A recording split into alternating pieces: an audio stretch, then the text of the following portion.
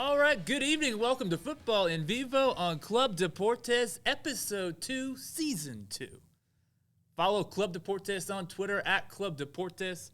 Follow us, Futbol En Vivo, at Futbol Austin. That's Futbol Austin. For all the latest and greatest sports news and commentary, be sure to go to clubdeportes.com. I am your host, Eric McCoy, and I am joined by a man who is definitely not panicking about Austin FC's season-opening defeat to St. Louis City because he always gives the team at least 6 games before passing judgment.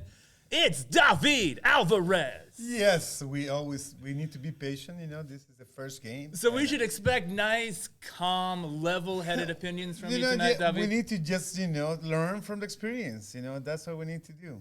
Okay. All we need to do. Okay. I have a feeling that attitude's going to change as we run through the course of the show. Okay. Now, I am also joined by a man who is anxiously awaiting the Club Deportes sequel to the Julio Cascante video starring Keller. It's Jorge Chavez. Yeah, it's going to be a heck of a sequel, that's for sure. Yeah. Oh, yeah. It's, oh, boy. Yeah, that'll be a big one. You thought The Godfather Part 2 was good. What do you see? Yeah, this is the Club Deportes Part 2 video there. Yeah. Okay, guys. Well, little quick programming announcement for everyone. We're going back to the original format of Futbol En Vivo this week, which is it's a bilingual show. As you were telling us before the show, David, the history of this show is half English, half Spanish. It means you only get 30 minutes of my opinions instead of a full hour, so I'm sure the audience is just going to love that. But yeah, so we're going to do the first half of this show in English, and then you guys are going to take over, steer the ship, and do the other half in Spanish. Getting back to our roots this week. Yes. It's always good go back to the roots in 2009. And it was interesting. You said this used to have some music on Futbol En Vivo. So you're going to be serenading our viewers here with some music, David? Some Chilean folkloric music. We have all the music from the game. We have all those ATX, Austin. Okay. We'll have to ask live. We'll have to ask the Murga for permission, probably. Sure. But also we have also Instagram now, Futbol En Vivo. Yes. We do. Yes, Futbol En Vivo ATX on Instagram. Yeah, check us out. David, you were taking some excellent pictures. Of the game. Those were very good pictures and videos from the game. So and speaking of the game, while the pictures were great, the game itself. Less so. As Austin FC started their 2023 MLS campaign with a 3-2 defeat to St. Louis City.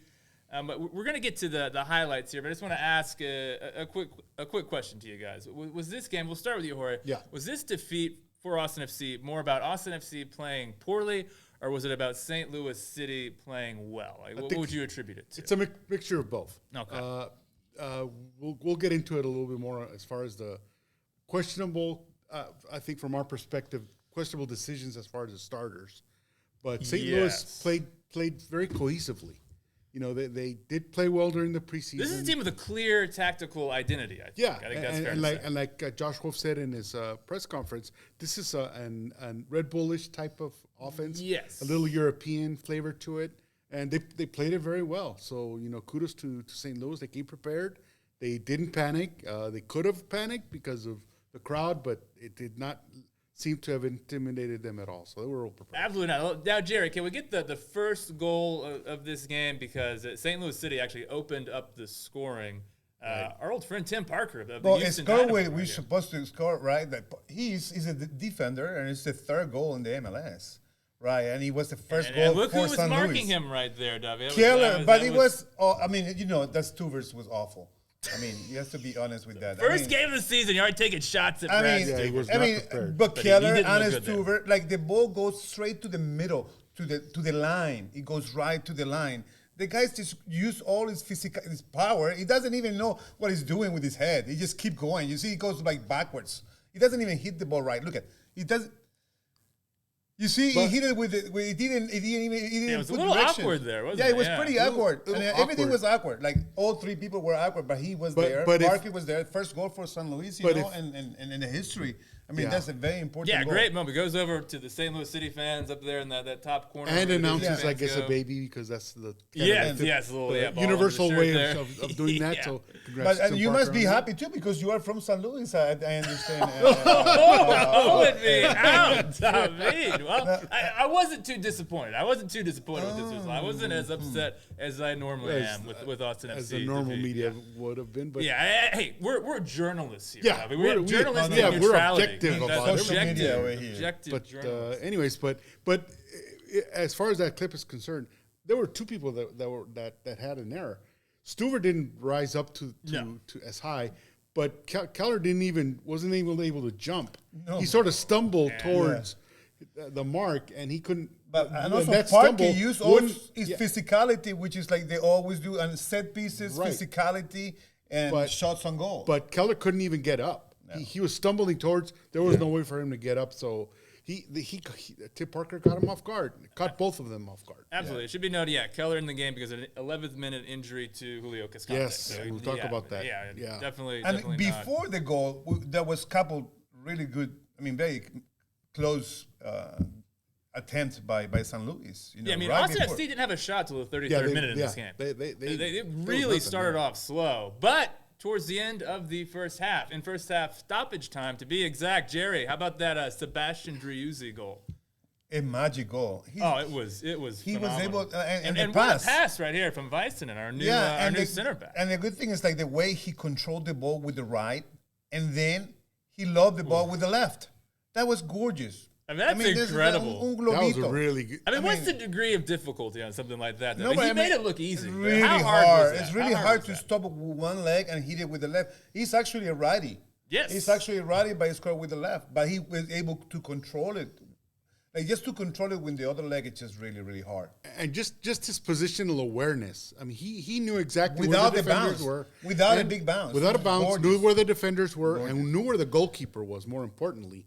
And He almost stumbled there. he It was almost stumbled, yeah. but he got it together. I mean, that's Driussi quality right there. And it was just like, half of the team is him, pretty much. He just like half of the team is Unfortunately, Driussi. Without but, Driussi, nothing happened before during that first half. Zardes was gone. We were in the press box. How many Jorge, shots and from we goals? said that came out of nowhere. I mean, it hadn't done happened anything. all There's half. another close up from the from the beautiful goal from Driussi that very few Those people are can do. great pictures, right? And, But I think that I got another angle of the same celebration, man. Hey, what You're you really shooting? shouting out your photography skills here. Yeah. Everyone, get on over to our Instagram page. But Gotta check out the work one thing we've got that to note from that shot is the quality of Leo Verstappen, what he brings into this team now, because Gabrielson he played great, he plays his game, but passes like that were not part of his game. And I'll tell you what, against a high press, we need to see more of that. That's That's how you exactly- beat a high that's press. how you hit go a high over the press. top, direct, and we got guys like Driussi that can make those runs, get onto the end of those. Right, and passes. apart from that, defensively, he didn't really play all that badly. He played pretty well. Kind of thrust into a little bit of a leader position. Well, Driussi. No, Weissenen. Oh yeah. Yeah, he didn't play all that. He didn't play all. But all that he bad. was responsible in the last goal. Okay, well, we'll He get got- to that. We'll get to that. We'll get to that. We'll- Now we'll let's. get to He has that. some responsibility And I for have that one. and I have a angle on that a little bit. Okay, yeah, we got a lot to say about the second and third okay, St. Louis yeah. goals. Let's see the other goal. Let's see. But before those two goals, things were looking okay for Austin FC, Yeah. thanks to John Gallagher coming on as a substitute. A little surprised he didn't start, but Jerry, can we get that John Gallagher goal?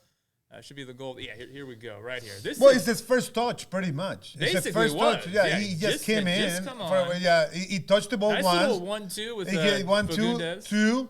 He got 3 touches and a goal with the left. Beautiful. I mean, a player that play in that position and he's been playing forward With for an a assist long by time. Fagundes, by the way. And Yes, he scored the yes. first goal for Austin FC at the stadium, isn't it? In Q2. He did score He the did, first goal. yes. He In the was same first- side so of the it's somebody same that side of you the pitch. needed to have it. That was a great substitution by our coach. Well, great substitution, but I think you could ask why wasn't he starting in the first place?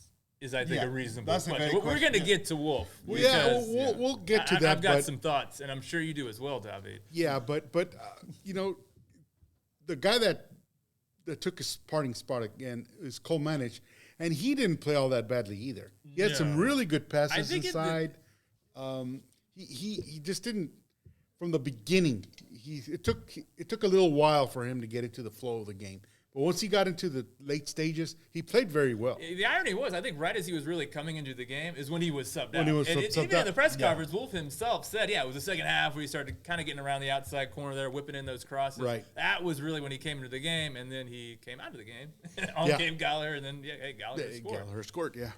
But okay, that was pretty much the end of the good times for us. Yes, the good times. In this match. Now, this next one, this is the goal everyone's talking about this weekend. People was feeling good about it. I mean, at that time, everybody was feeling really good. Until right after that, the team tried to play like Barcelona, and from the back instead of out of the back. Yeah. And that's always been a problem. Barcelona notably usually pass the ball amongst themselves, not to each other. To each other. But with Ter Stegen, Ter Stegen, he does what he does. Okay. Now, I don't know how you're bringing up goalkeepers here, Dovey. I don't know how Stuver had any fault in it. Jerry, let's go ahead and roll the clip. Let's see what happened here. I don't know how you're trying to. I was there. Okay, so he misses a pass. Right here. He misses the opportunity to play a pass to Rigoni there, Keller, and then what in the world? They say he called the guy, call him. He said, hey, remember me? That just happened. That happened so many times. I mean, remember me? Give me the ball. Okay, I'll give you the ball, my buddy. There it is. We're from St. Louis. Yeah, buddy. And in case some of our audience doesn't know, oh my God, Stroud used to play for Austin FC, so he knows Keller. Yeah, and from our point of view, in the press box, he knew him when he was 21. Now he's 22. He's still not grown up. No. So, hey, give me the ball, my friend. Give me the ball, sure. And it looked like it. He's like feel comfortable. He even looks the other way, like, oh, look at the good pass I did. but before that, I think there's two things in play here. One thing is Stroud knows Keller, and he's grown up with American sports. From St. Louis. And you know that first game for St. Louis. Stroud knows the crowd noise, knows how confusing it can be. I am more than sure Stroud took advantage of that and called for the ball. I mean, how do you feel about that? They've said that there is a law against that in the game, that you can't actually try and deceive the opposition by. I've not heard of that. I was just listening to Extra Time. There's no law. No. Apparently, there is a law. It's not enforced ever. No, there's no law. But there is a law. It might be a moral law, but in some countries, immoral, like the U.S. especially, maybe a fair play, but sure, it's not a law. You could argue that. They do it to me. That's what Stroud did, which there is, I think, a lot of people saying that is what he did. But do you have a problem with him doing that? No, I do not have a problem with it. I don't either. I don't have a problem with it because it happened to me not long ago. Like in the pickup game. Yeah, I fell for it. I was like, hey, give me the ball. But it was in the other team. Let's be honest. It could happen to any of us in any situation. But let me be more clear about it. Right before that happened, the team was trying to play from the back, trying to give the pass. My heart was like it was like coming up. I was like, don't do that. If you do that, when I lose the ball. But at the end, I saw, Keller got the ball. He has so much space. He couldn't put it out anywhere. But just kick it away instead of back to the keeper. He had the only one with time. And I was like, give it back. I was like a nightmare. The nightmare already happened, and then the real nightmare came. You foresaw this. I foresaw. Why did you do it? And this is where some of the tactics come into play. I did say on Twitter that if I'm not mistaken, St. Louis won the toss, and they chose to start from the north end, and because if it came down to it, they didn't want to deal with the supporter section noise in the second half. Yeah, makes sense. Yeah. So they chose it in the first half. And because, like I said, Stroud knows the crowd. And for one thing, Dio Varsanen is new. Two, Cascante isn't there anymore. So it's now going to be, now Kip Keller. They probably could not communicate in that noise. I think that is a very good point. And so all four of them probably could not they need to find a way to do that because I'm not gonna save for the crowd to keep quiet. Hey guys, no, keep it that's down a not little their bit. job.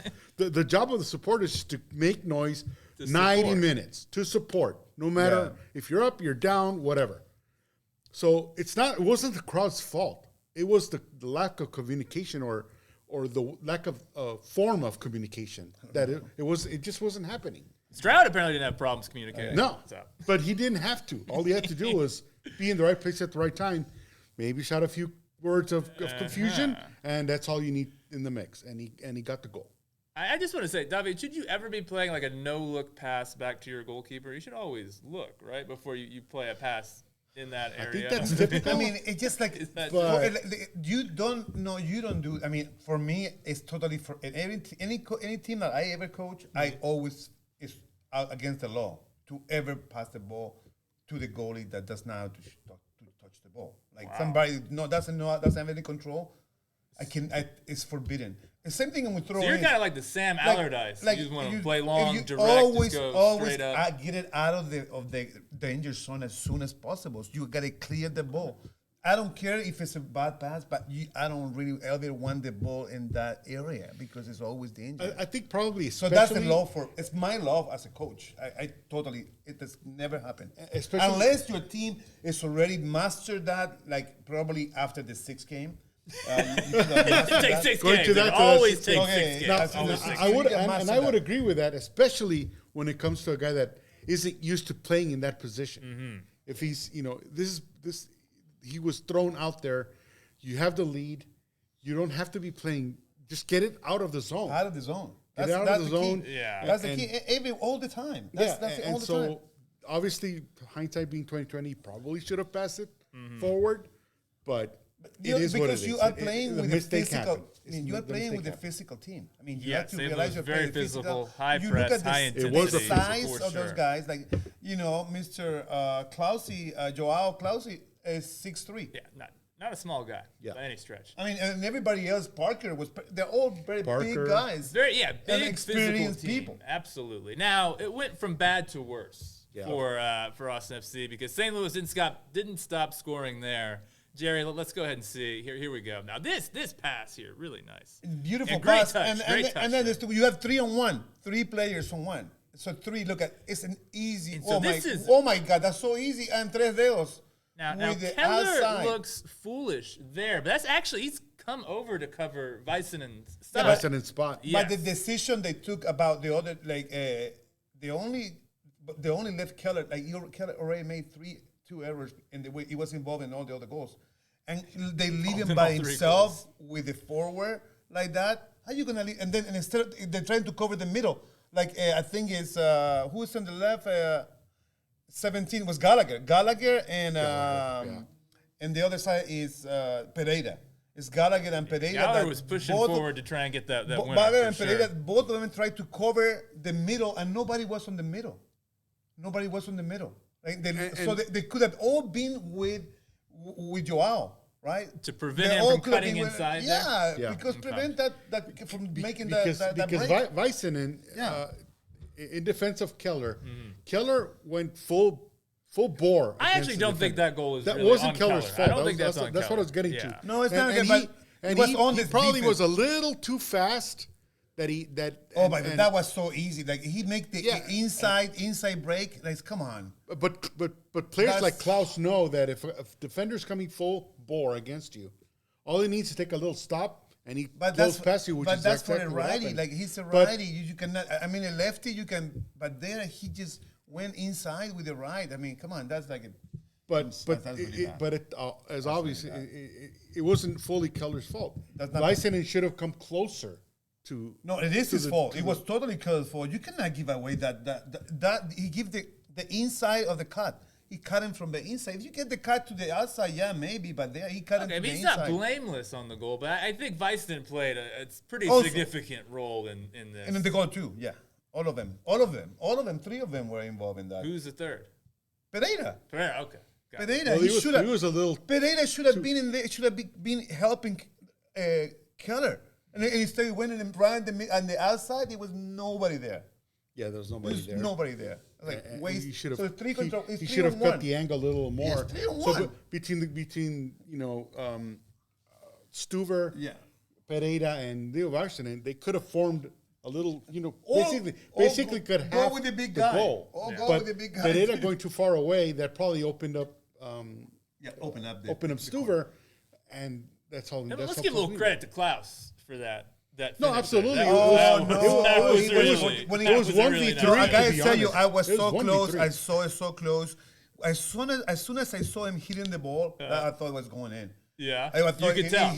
I can tell because he just calculated the only shot he had is to put him with the outside of his feet, and he put it right on the corner. Oh, Right on it the was really corner. good. It was really good That shot. was Yeah. gorgeous. I mean, okay, now speaking of mistakes, I want to go back to the very beginning of this match. Because I think actually the biggest mistake happened before the match even started, and that's when the starting lineup was announced. Yes. Here we go. Now, the one that stands out to me is 33, right there, Owen Wolff. Yeah. Because he's in for the only Alex captain this Ring. team has ever known Yes. until very recently. Yes. I mean, one of Austin FC's first big sign, Alex Ring, he's been the integral component of this team's midfield since the beginning, its Right. entire history. And you're going into this game. You have a new striker up top. You have a new-ish right winger that you're playing with. You have a new center back that you're playing with as well. So at the top of the pitch and the back of the pitch, you have changes that you have to try and accommodate. Right. Why make a change in midfield when you don't have to? When you can send It out was- the midfield it that was- got you second in the West into the Western Conference Final last season, why make that change? Exactly. And I couldn't find a reasonable answer for it because,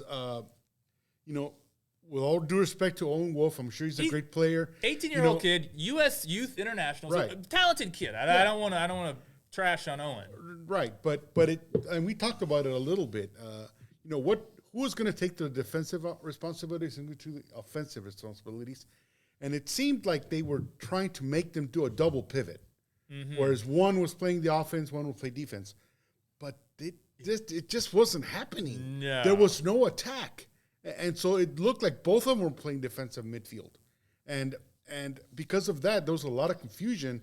So it put, I think, more weight on Driussi to produce. And that's the other thing, too. Not only do you go Wolff instead of Ring, but you switch Driussi, who was predominantly playing on the left all of last season, to have him play on the right side. Behind Rigoni. Why make that change? So the guy scored 22 goals last season playing on the left. Why play him on the right? I asked Driussi directly, was it the plan for you to play behind Rigoni? And he said clearly, yes. That was the plan for him to be back there. And, it's good because, those two guys know each other, played in teams together, and that's fine. But that leaves young Owen Wolff and young Pereira to help the defense, and it did not work. It did not work at all. St. Louis absolutely bossed this game in midfield. Yeah, They absolutely. Just really They controlled it Yeah. thoroughly, and because they controlled it thoroughly, there guys like Zardes, who are dependent on passes, weren't getting those passes. So he was just running around doing nothing. I want to get to Zardes in just a quick second, but I want to get your thoughts, David, Cuéntame. on this lineup, the tactics, the starting lineup, on your pal Josh Wolff. How do you rate Wolff for this first game? Boy, he did not do very well, and I saw his face when he was subbed. It was right there, and he didn't feel comfortable with what he did. But yeah, I think that was again when you have San Luis, a team that is going to be a physical team, right? So you need to have experience on this. You get your most lineup. physical midfielder. Yeah, that's Alex Ring. that's what you need to have. Physical. You need to have somebody with experience. With experience. Like even like the people that's gone from the team, but we don't have it. But you need to play hard, as physical as you can with this team that's gonna play physical on you. Otherwise, you're gonna be bullied. Especially with a guy. Ring played his first years in his career in New York, facing Red Bulls. Yeah. Oh yeah. The same system Hudson that's being River adopted Derby. by St. Louis. He could have been an asset for this game, and for inexplicable reason, he did not. Are you guys noticing a trend here from Josh Wolff of just kind of tinkering unnecessarily? Because this goes back to the playoffs last season. Valencia for Pereira in that game against RSL, the game against LAFC, Rigoni over Finley, Gite over Rudy, and then now this. Changes that don't necessarily need to be made. I don't understand. I would argue this. If you're gonna tinker at the beginning of the season. Because you can don't do it in the Western Conference Final. You can probably afford a loss here and there. Yeah. Nine the teams first make six, the playoffs. 7 games. We did last time. Like how many losses that we have? We afforded them. And this reminded me a lot of the first season, where there was a little bit of experimenting going on to see who can play what. And I think it's gonna be a little bit of the same this season, particularly because there's 3 more tournaments that Austin had not played before. 4 competitions. 4 competitions total. This season. And so they're going to have to force some of these guys to give them experience. And so I thought it was interesting that when Cascante went down, the first guy off the bench was Keller. And that seems to indicate that he was going to be the replacement all along. So in the press conference, Wolff did mention that it sounded like Emro Tarak wasn't quite ready. He's still getting up to speed. He's only been here 3 weeks. Keller would have been the only real option unless Ring would have gone. I think the other option is the guy from the Dynamo that we got from the Dynamo. He's Lundqvist is more of a left back. Yeah. So I think as opposed to being a center back. But I guess you really don't have a whole lot of center backs. Something I gotta say about this game, and it's really disappointing to deal with the same situation over and over again, because this is not the first time we play a physical team that know how to play Austin. So they put pressure on the team. They have less possession, but we have 60% possession, right? And they always out better shots from goals. Like every time we play against this team, the other team always have less possession, more shots on goal, and they play physically. They're sure they do the set pieces,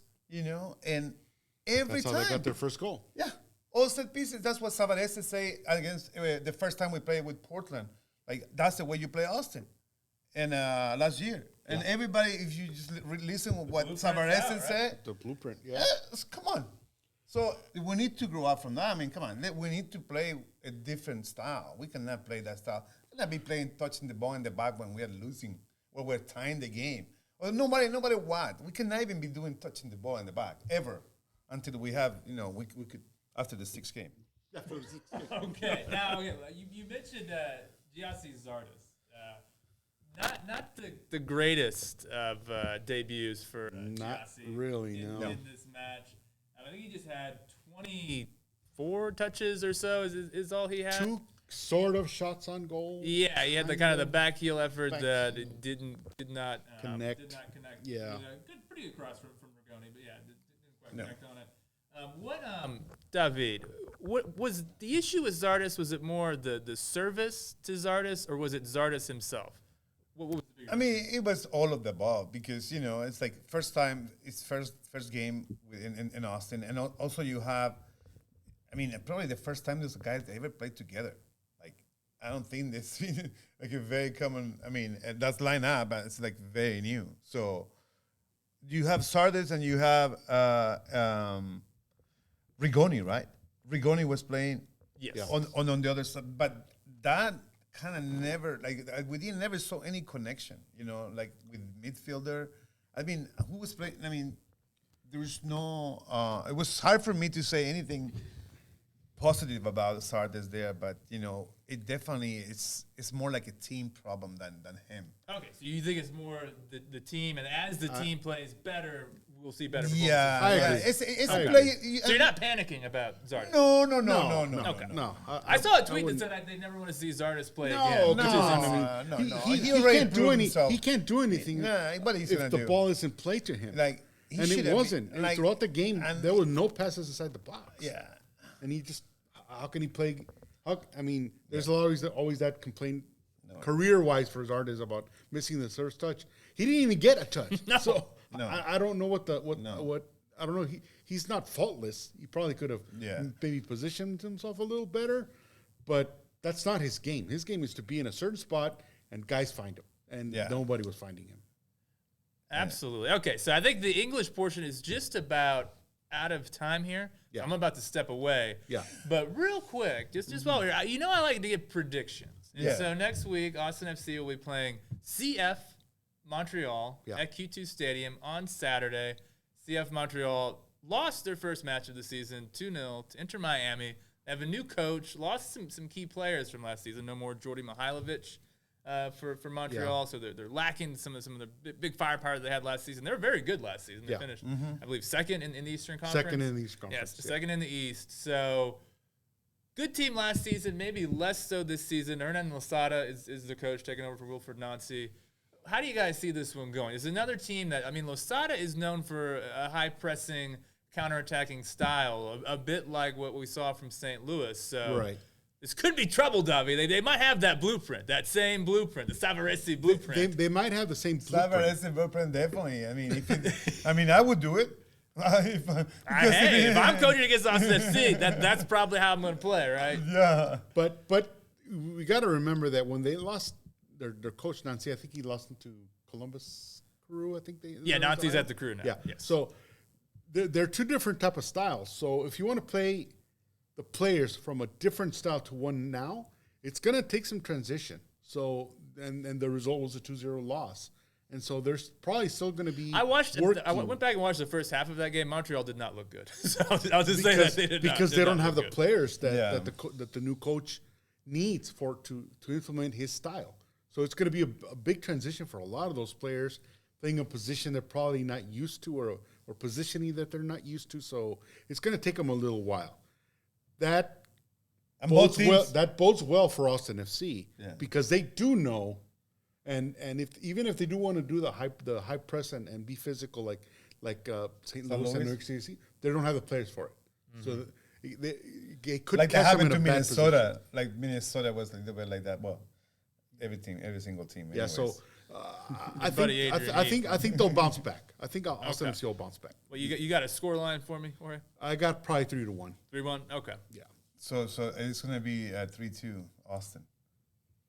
3-2. Oh, the 3-2 Austin. Yeah, okay. 3-2 Austin. No hesitation.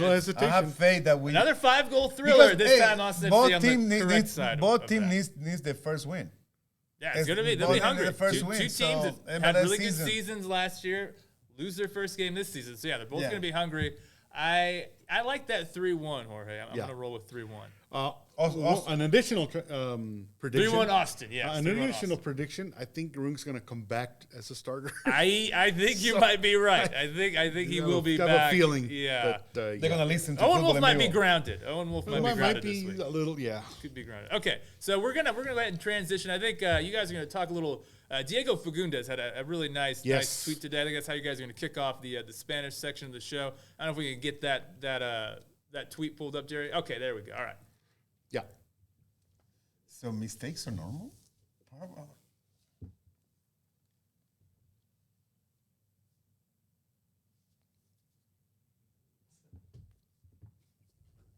Eso lo dice en español. We can talk, right? Oh, yeah. Podemos. Quiero hablar acerca de cómo la afición está pidiendo disculpas de parte de Keller. Okay. And how that's stupid. Empezamos, ¿no? Sí. Ok, muy buenas tardes, bienvenidos a una nueva edición de Fútbol en Vivo acá en Club Deportes, del programa bilingüe del centro de Texas para el mundo. Estamos en todas las plataformas sociales, Twitter. Ahora sí. Ya me están llamando las plataformas son rapidísimas, pero estamos en Twitter, tenemos Instagram, la nueva cuenta. Sí, la acabamos de abrir esta semana. Y en Facebook estamos transmitiendo los partidos del Austin FC en Q2 Stadium. Sí. Aquí cerquita de la oficina de Q2, transmitiendo en Fútbol en Vivo. Y Jorge, cuéntanos, ¿cómo estás? Pues no tan paniqueado como la afición está aparentemente en estos momentos. Pero el problema es que últimamente mucha gente está siguiendo Twitter demasiado y se desconcentra a veces en algunas noticias que no tienen la relevancia, les damos la relevancia que no deberían tener. Sí, como acaban de ver en la transición de inglés a español, Diego Fagundes sacó un tweet diciendo que, tocando acerca de lo que pasó en el partido con Keller y por el estilo. Y creo que es desafortunado que que Fagundes, como uno de los líderes del equipo, tuvo que ver la necesidad de poner un tweet así para defender a Kip, porque déjame te digo, desde que sucedió el error de Kip Keller en la anotación, ahorita entramos a los detalles del partido, pero desde que entraron los errores, la afición en Twitter acribillaron al pobre muchacho. Que no deberían de haberlo jugado, que esto, que el otro, que deberían de venderlo, X. O sea, era ridículo. O sea, sí, no, en realidad una persona, y yo creo como lo está defendiendo Fagundes, su equipo, claro. Yo creo que también lo defendió Josh. Sí, en la sala de prensa lo defendió Wolff, lo defendió Driussi, lo defendió Leo Varsinen. O sea, todo el equipo lo está ayudando. Es un error, todo el mundo lo conoce. Pero para ser así de negativos y... No hay que ser negativo. Lo que pasa es que hay que ser honesto también. Tuvo responsabilidad, estuvo en los 3 goles, estuvo presente. Sí, claro que sí. Estuvo en el primer gol. Le ganaron el Parker le ganó el cabezazo. Parker le cabezazo en el primer con un gol. Error de Stewart, los dos no pudieron. Sí. Y después el regalo que le hace a su ex compañero. Que parece que le dijo, hey, pásame la pelota, pásamela. ¿Te acuerdas? Somos amigos del año pasado, cuando tenía 21 años. Sí. Entonces yo creo que se aprovecharon de su inocencia. De la confusión. Y aparte que del ruido del estadio. Muchos factores que contribuyeron a que Keller pudo haber hecho ese error. Y aparte que en ese momento, justo antes de que se pasara ese momento, el equipo estaba tratando de sacar la pelota de atrás, tocando la pelota, dándose a Stuber, y yo parecía que ya me daba un ataque al corazón con eso. ¿Cómo van a seguir haciendo ese toque? Y la única vez que tuve un poquito de respiro fue cuando Keller agarró la pelota, pero tenía para pegarle para la derecha, para la izquierda, tenía para todos lados. Fuera del área. Y se da vuelta y mira, como que hace un no sin mirar, sin mirar y le da el pase. Y es que lo que pasa es que los jugadores están entrenados para jugar de esa manera. Sí. Desafortunadamente lo hicieron un jugador seminuevo al lado de otro jugador nuevo, con Leo Varsinen, que no se comunican. No. La comunicación entre ellos dos no está fuerte todavía. No. Y agrega, como dije, el ruido de la afición, porque los supporters es una de las más ruidosas de la MLS. No, sí, pero en ese sentido yo estaba ahí. Todos esos factores tuvieron que haber contribuido. Sí, hay muchos factores, pero para mí, claro, fue un error garrafal distinto. Hasta él lo reconoce, me imagino. No, pero no solamente eso, sino que cometer ese error, él es de San Luis, es un chico joven que en realidad no ha tenido, desde que llegó al equipo, no ha mostrado que pertenece. Ha jugado. Honestamente, no está al nivel. No está al nivel. Es un equipo un jugador que debería estar yendo a un equipo B, al equipo B de la liga, del mismo equipo. Ese es el entrenamiento de este jugador. Y desafortunadamente no va a suceder porque la única razón que jugó Keller es porque se lastimó Cascante. Ahora, y el tercer gol. Sí, el tercer gol, ¿verdad? Y cuando se lastimó Cascante, el juego cambió. Sí. El juego cambió completamente. Obviamente. Porque el equipo, ellos saben. Todos atacaron por ese lado. Sí. Porque atacan, pero obviamente por el chico que está. Sí, porque Jerry, si nos puedes enseñar el primer gol, para hacer una notación de esto, que el que estaba marcando al jugador que anotó el gol, ¿quién era? Kip Keller. Kip Keller, ya. No, y si notan, se estaba casi cayendo hacia la marca. Sí. Que eso no le facilitó el poder brincar para bloquear la pelota. Pero aparte que el otro si Cascante hubiera estado, él probablemente hubiera estado en una mejor posición. Sí. No, y el otro Parque se tiró como un toro. Se tiró como un toro sin mirar casi. Sí. Sin mirar, se tiró como un toro. Quien esté, él se aventó. Y Stuber tampoco manejó bien la pelota. Se tiró mal. Se tiró mal. Horrible. Entonces, los factores. Y después en el último gol, el chico le hacen una mague, el Joao, el brasileño que tiene casi 1,95 m, un gigante. Joao, que es el jugador estrella, el número 1 del equipo de San Luis, viene de Europa, viene a jugar de Europa, Sí, de Europa. Y es brasileño. Este chico hace un golazo, pero cuando le hace el quiebre a Keller se lo hace por la derecha, un quiebre bastante fácil. Y habían 2 jugadores más, estaba Leo Varsinen Pereira y Leo. y Leo, los dos, en vez de ayudar a Keller, que ya cometió 2 errores, se van a cubrir el medio. Se van a cubrir en el medio. Se Cuando alejaron del jugador. Se alejaron en vez de los 3 en vez de presionar. En vez de presionar. Y por eso sabiendo que Keller no es seguro. Sí, y Keller en el estado quizás mental que estaba, hizo lo que pudo. Ya. Pero desafortunadamente, en las tomas que uno puede ver, puede uno decir, no, pues el error fue de Keller. Ya. No fue tanto el error de Keller, fue error de la línea. De toda la línea. De toda la línea. No, toda la línea. No, porque, fue toda la línea porque fue 3 contra 1. Sí. Fue 3 contra 1. Y un jugador con la experiencia de Joao, sabiendo que viene el defensor, que ya él sabe que se le metió en la cabeza el segundo gol.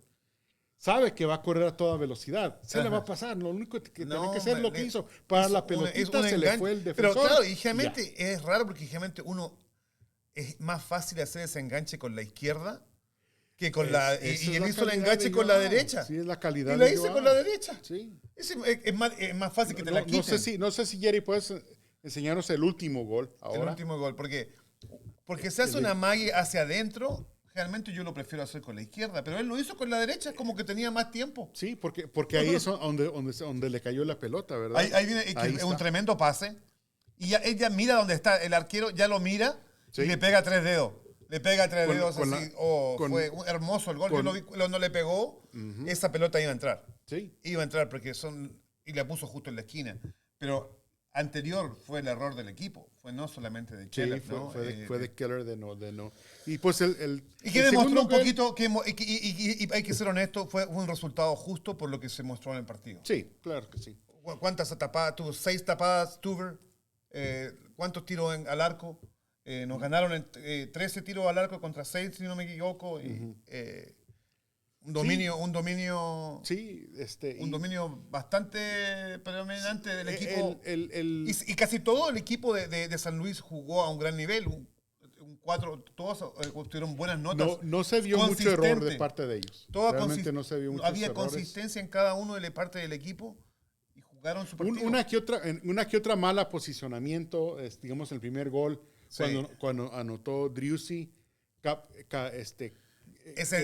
también la técnica que hizo Driussi, la técnica de parar esa pelota así, fue increíble. Sí, el segundo el primer gol de Driussi, excelentísimo. Sí. Importante gol para San Luis y para la afición. Un gran respeto para ellos, ¿no? Sí, también, exactamente unos saludos a la afición de San Luis que vinieron al primer partido y se hicieron y vinieron bastante, vinieron ¿no? Bastante, porque hemos tenido otros equipos que traen muy poquita gente. Y ellos desde San Luis. Claro, era el primer partido en la historia y probablemente eso motivó a muchos a venir. Pero habían. Pero sí. Yo lo haría, claro. Hubo bastantes. Los otros equipos entonces, no se ven. pues felicidades a los de San Luis, porque no fue tanto un mal partido de Austin FC, sino más bien un buen partido de San Luis. Jugaron muy bien.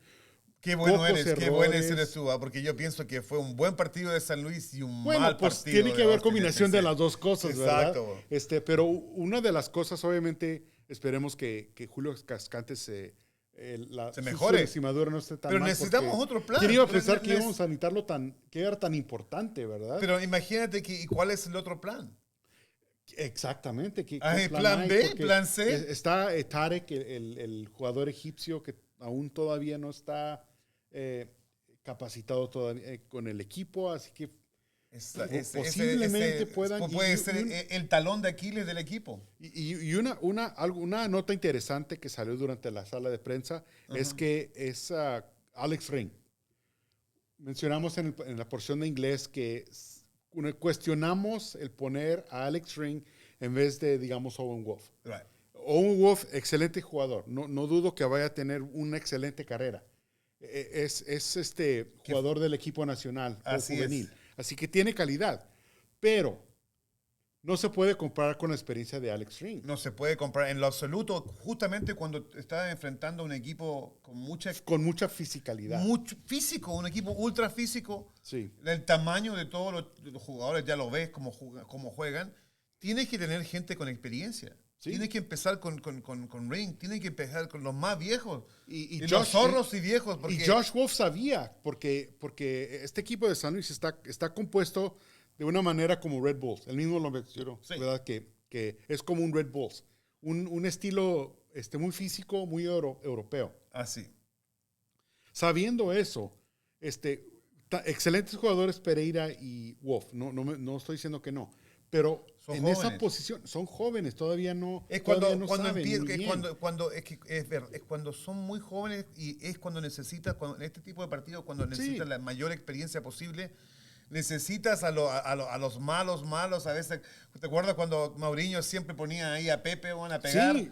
Esa es la gente que necesitas. A los gruñones, a los rudos. A los rudos. Sí. Entonces, Alex Ring no es ese tipo de jugador y es el que necesitaban ahí. Pero una nota acerca de Alex Ring que se me hizo interesante es que Josh Wolff mencionó que al principiar su carrera, Alex Ring era defensa central. Ahora, si vemos que hay una necesidad de defensa central, ¿qué crees tú que sería buena o mala idea poner a Alex Ring como defensa central? Me parece una excelente idea. Necesitamos un jugador que tenga un poquito más de... Y eso lo hemos... Él ha jugado bien retrasado en partidos anteriores. Lo hemos visto jugar en esa posición. Sí. De repente se come algunos túneles, pero en general se come muchos túneles. Sí. Pero sí puede jugar en esa posición porque tiene un poquito más de rapidez que la que no tiene Cascante, ¿no? Sí. Y sería interesante tenerlo en esa... Y como si juega como Medel, ¿no? Como el pitbull. Así como necesitamos un pitbull ahí que le ponga ganas, que sea un perro, man. Sí, exactamente. Un perro que muerda. Y a mí me recuerda el primer año, cuando tenía a Matt Beasler ahí. No era el jugador más rápido, no era el jugador más alto, ya tenía edad, ya estaba veterano el jugador, pero siempre estaba en la posición correcta para defender. Alex Ring no está en la misma posición, pero tiene la experiencia, sabe dónde va a estar, es un poquito más rápido. Sí. Yo creo que y tiene gol. Y tiene gol. Y tiene esa mentalidad ofensiva para poder hacerlo. Un poco lo que pasa con Gallagher también. Porque Gallagher es un jugador que lo estás poniendo en labores defensivas, pero es naturalmente un número 9. Sí. Me parece que cuando entró esta vez en el segundo tiempo, tocó 3 pelotas y la metió. Sí. 3 veces tocó la pelota, se la agarró, dio el pedazo a Fagundes y después tocó la pelota 2 veces y la metió con una calidad normal de una persona que termina los goles. Ese es el jugador que necesita que esté empezando el partido. Y lo tocamos un poquito en la porción de inglés, donde también a mí se me hizo interesante que empezó a Colmanich en vez de a Gallagher. Sí. Pero a través del partido, como que empezó un poquito lento Colmanich, pero ya cuando más entrado al pasar el partido, más y más estaba más a gusto y metía muy buenas pelotas en el área. No jugó muy mal. No, jugó para bien, nada. Jugó bien. No jugaron bien. Lima jugó bastante bien en el primer tiempo también. Lima, los chicos un poquito más defensivo, creo yo. Creo que de los pocos rescatables en el primer tiempo, en todo caso. Entonces, ¿tú piensas que debería entonces empezar Gallagher en vez de Colmanich? Sí, pueden ser los dos. Porque yo veo a Gallagher, porque en algunos de los partidos de pretemporada lo pusieron a la mano derecha en vez de a la izquierda. Porque Gallagher los dos pueden jugar, pero Colmanich es zurdo, pero se pueden, generalmente como juega Di María, siempre lo ponen en la derecha y se va por la zurda. Gallagher es un jugador casi indispensable en este sentido. Casi lo veo como dicen en inglés, super sub. Sí. Un jugador que va a entrar al minuto 65, 70 y tener impacto como lo tuvo en ese partido. Yo lo pondría como eso. Como un jugador de reemplazo. Para hacer un cambio de... Y lo otro que también, el tipo de los cambios, yo creo que estuvieron practicando los chicos ahí Tú estabas ahí enfrente, sí. Estaba al frente, desde que empezó el segundo tiempo, estaban todos ahí calentando. Y buen calentamiento que estaban haciendo ellos, pero no entraban a la cancha. No entraban a la cancha. Y ya cuando entró Urruti jugó el minuto 85. Y Finley también entró. Entraron, es tardísimo, ni tocaron la pelota. Urruti es un buen jugador, pero no es el jugador que tú metes para hacer un dale media hora por lo menos. Dale media hora. Calentarse un poquito. O déjalo que parta él. Es un jugador con experiencia. Con la experiencia. Es una persona que tú tienes que poner desde el principio para jugar el partido. Y también yo veo a Urruti como jugador que metes en el minuto 60. Dale unos 5 o 10 minutos para meterse al ritmo. Claro, pero en este caso estábamos hablando de un equipo con experiencia, jugando con un equipo físico. Necesita poner a los tipos físicos. Sí. Necesita poner y Urruti es otro que no se deja. Él pone, no se deja. Entonces desafortunadamente... Una falta de lectura en cómo tomar el partido, cómo enfrentar el primer partido del año. Sí. Yo creo que es un poco falta de respeto con la afición. Porque ya estamos como un poco acostumbrados a ver este tipo de... Después pidámosle disculpas, que Keller va a pedir disculpas. Ya pasó. Pero los errores estuvieron ahí y hubieron muchísimos más errores que no deberían estar pasando hoy en día. Sí. No deberíamos tener ya con un equipo que se supone que ya se conoce muy bien, ¿verdad? Se repite la historia. Yo francamente esperaba un tipo de error de un como Leo Varsanen. Sí. Eso era un errorcito que no se comunicaba bien. Pero él jugó muy bien. Pero también cuando tomas una decisión, ves que el jugador no está concentrado, sácalo. ¡Sácalo! Yo hubiera sacado... sácalo. Después del segundo gol, lo hubiera sacado a Keller porque ya se le metió en la cabeza. Estaba desconcentrado. Y estaba desconcentrado, exactamente. Te afecta mucho. Tienes que sacarlo, no está. Pero no está. Cuando no está, no está. A mí, a todo el mundo le pasa, ¿no? Y una nota que... Pero si lo dejas en la cancha a una persona que está nerviosa, está totalmente nervioso, no está en el partido, es un pecado dejarlo dentro de la cancha. Sí, Bielsa lo hubiera sacado inmediatamente. Oh, sí. En el primer tiempo. Lo sacan en el primer tiempo. Porque es más, hubiera sido eso para proteger al jugador. No porque hizo mal trabajo, obviamente hizo malas decisiones, pero para protegerlo, para que no haga más errores. Exacto. Y para proteger al equipo. Y hay que reconocer, ¿verdad?, que Kip Keller entró de emergencia para Cascante. Sí. Quizás no estaba preparado para jugar en ese momento, pero quizás... Y tampoco el equipo estaba listo. El equipo no estaba preparado y nos pasaron encima. Se desconcentraron. Nos pasaron encima. Totalmente después de eso. Bueno, ojalá que aprendamos las lecciones de una vez por todas. Ya han sido demasiados juegos donde no tenemos posesión de pelota, pero no tenemos tiro al arco.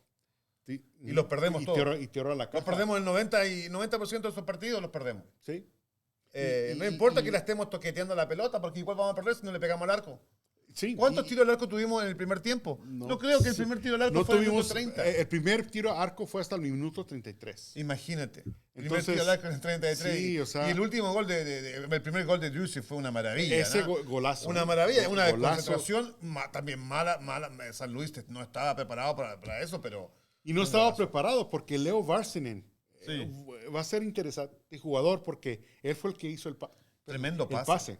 Entonces, pero fue una demostración de la técnica depurada que tiene nuestro capitán Sebastián Drusy, que yo creo que una de las cosas más importantes de este partido es Sebastián Drusy, que demostró que con esa jugada y después fue el único hombre que trataba de recuperar la pelota y la recuperó un par de veces muchas solo. Veces, sí, solo. Entonces parece que hacía solo. Él hacía los goles, recuperaba y te vendía la cerveza. Y es algo que Ring puede hacer.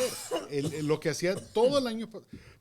muchas críticas de Ring, pero él recuperaba pelotas, recuperaba cosas, bloqueaba. Que Wolff tenía esa aptitud supuestamente, ¿no? De recuperar muchas bolas, pero no. Se vio muy blandito el juego de mediocampo. Como lo dijimos, fue muy blandito. Muy blando. Entonces, no. Aquí están las estadísticas del partido. 13, pero casi todos esos fueron al final del partido. Tiros a gol.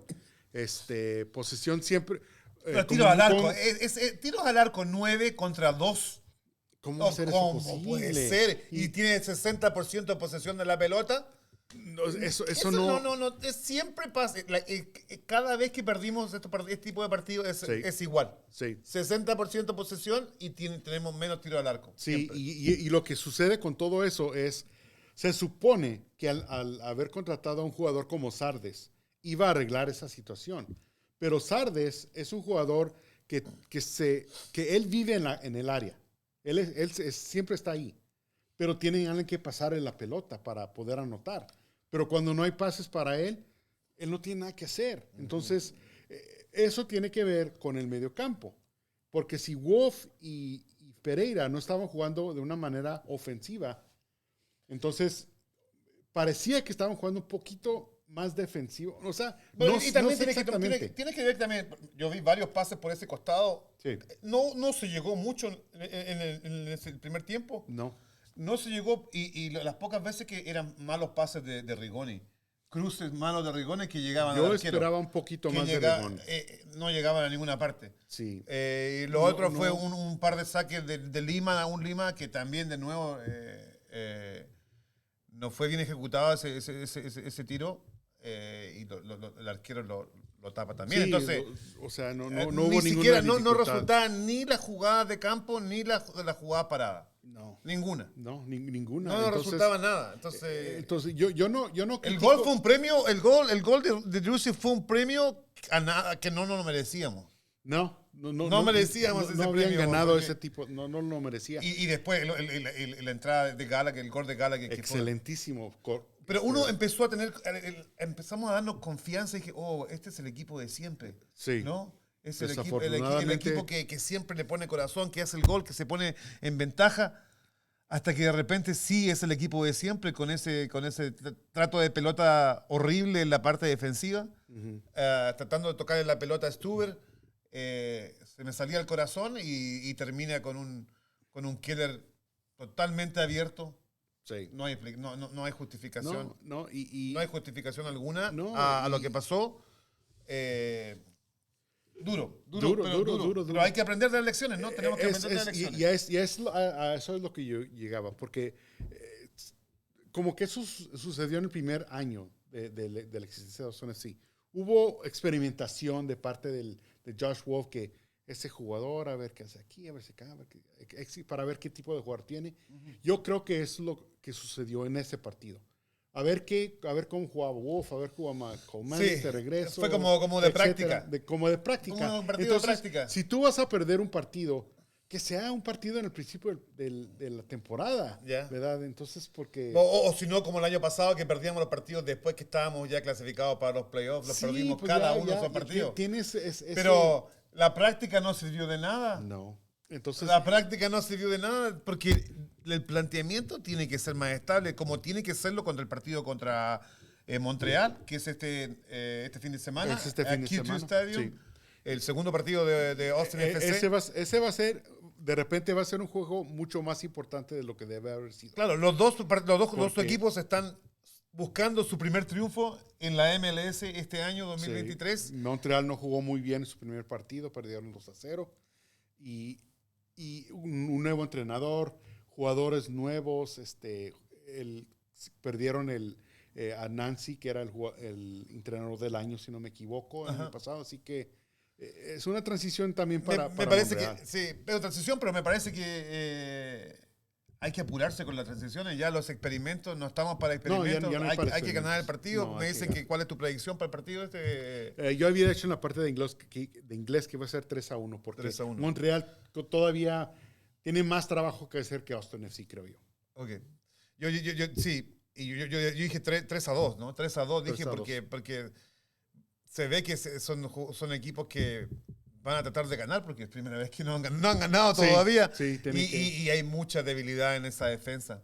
Sí. Ambas defensas son bastante débiles por lo que han demostrado. Es muy posible que la defensa permita 2 goles. Sí. Muy posible. Así que para mí creo que ese va a ser el resultado.